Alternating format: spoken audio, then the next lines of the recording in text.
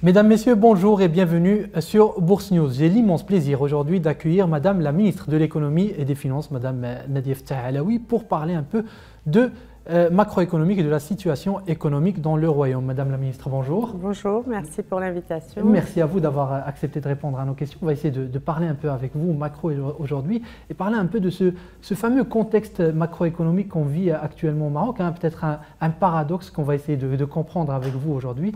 Et pour commencer, je voudrais vous poser une question toute simple pour comprendre, pour contextualiser. Qu'est-ce qu'on peut dire de l'économie et de la croissance économique marocaine aujourd'hui? Notre économie se porte bien.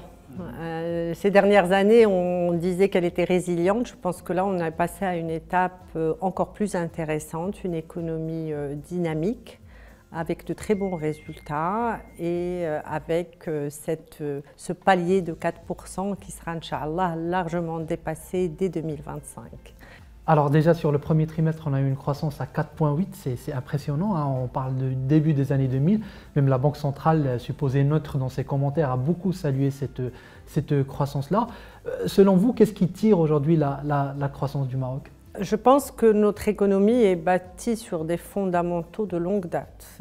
La diversification de notre économie, voulue par la vision et la stratégie de Sa Majesté l'Aïn-Sro, apporte des résultats concrets. Donc cette diversification est fondamentale.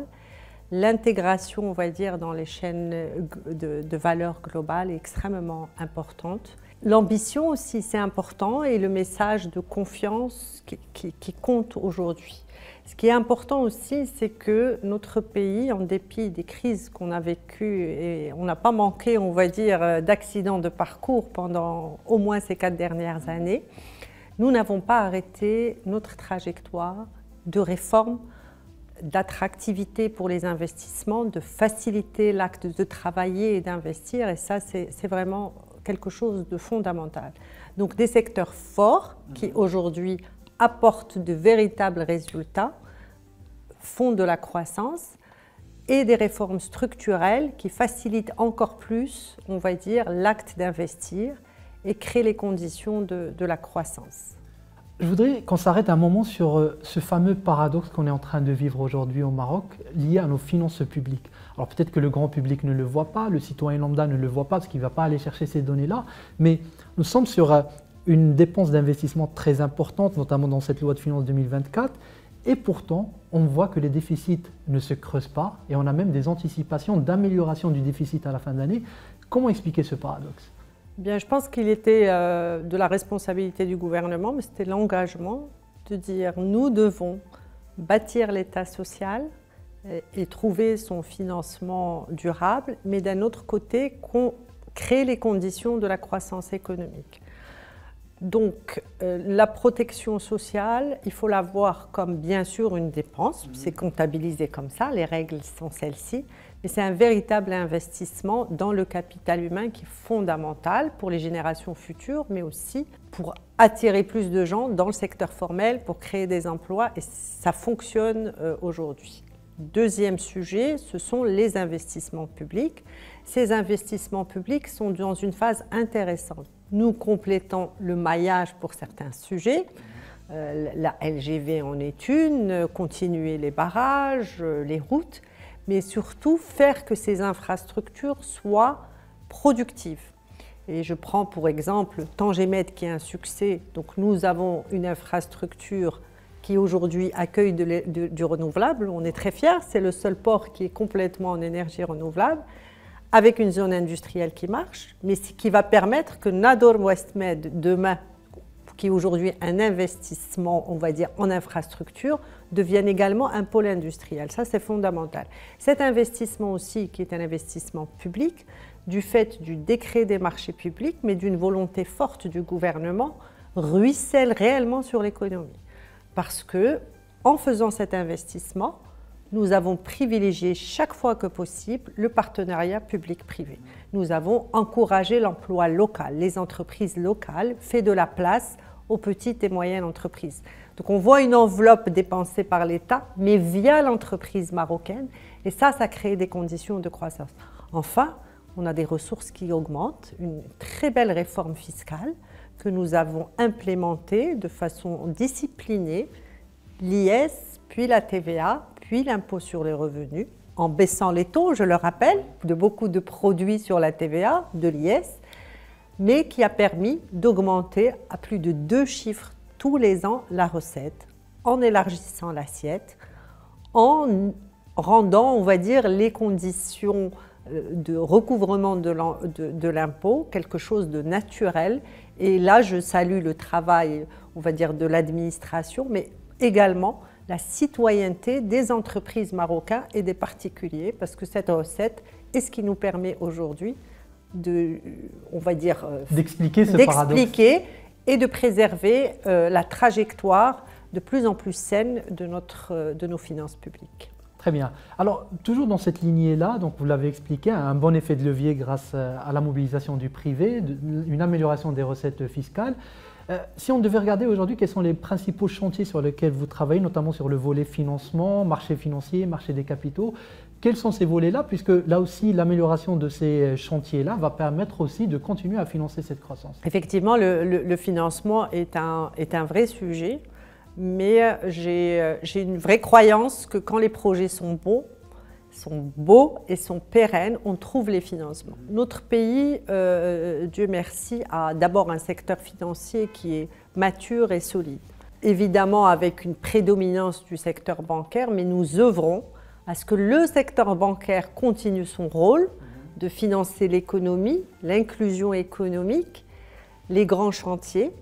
Mais nous savons que nous devons encore améliorer la performance des marchés des capitaux. Rendons hommage quand même au marché des capitaux qui aujourd'hui, si on parlait que des OPCVM, on est à quasiment 780 milliards de dirhams gérés à fin juin. Mais on doit faire plus. C'est pour ça que nous sommes en train de finaliser le processus législatif pour une nouvelle loi pour les OPCVM qui va nous permettre d'être aux meilleurs standards internationaux pour conforter à la fois l'investisseur et diriger ses flux. Donc, pour s'ouvrir aussi à des nouveaux produits, nous avons aujourd'hui légiféré pour avoir des OPCI, ça marche très bien, il y a un véritable appétit. Les OPCC, pour lesquels le fonds Mohamed VI est une opportunité. Il faut que l'OPCVM puisse également commercialiser ces produits pour lesquels il y a un appétit. Nous avons rajouté, bien entendu, des règles prudentielles qu'il ne faut pas voir comme, on va dire, plus de contrôle, mais au contraire, du fait que ce marché des capitaux a encore, selon moi, un potentiel exceptionnel, il fallait apporter des produits, des process, mais aussi des règles prudentielles et la dose de contrôle qui fait que tout cet environnement est dans une confiance pour aller plus loin. Je voudrais également saluer l'activité, on va dire, très bonne de la bourse de Casablanca, qui devient également une solution véritable, pas que par des opérations primaires, ça c'est important, mais nous voyons des opérateurs qui reviennent très vite une seconde fois vers ces investisseurs. Et donc ça aussi c'est un chantier qui est important. Vraiment sur les financements, je pense que notre pays a toujours démontré beaucoup de professionnalisme, de l'avant-gardisme. Aujourd'hui, ce qui compte véritablement, c'est que ce portefeuille d'investissement trouve des solutions locales. Nous espérons également travailler sur plus d'épargne populaire, parce que je pense qu'à deux titres, les Marocains épargnent un peu, j'espère qu'on créera les conditions pour qu'ils épargnent davantage, mais il faut leur trouver aussi des formes pour qu'ils puissent participer à cet bel élan, on va dire, à cette trajectoire qui est en cours dans notre pays. On me reprochera de ne pas vous poser la question, qu'en est-il des privatisations? Est-ce qu'on peut s'attendre à des privatisations pour là aussi venir dynamiser ce marché et dégager des marges de manœuvre? Très bien. Alors, je pense que parler de privatisation, et pardon de le dire comme ça, est réducteur.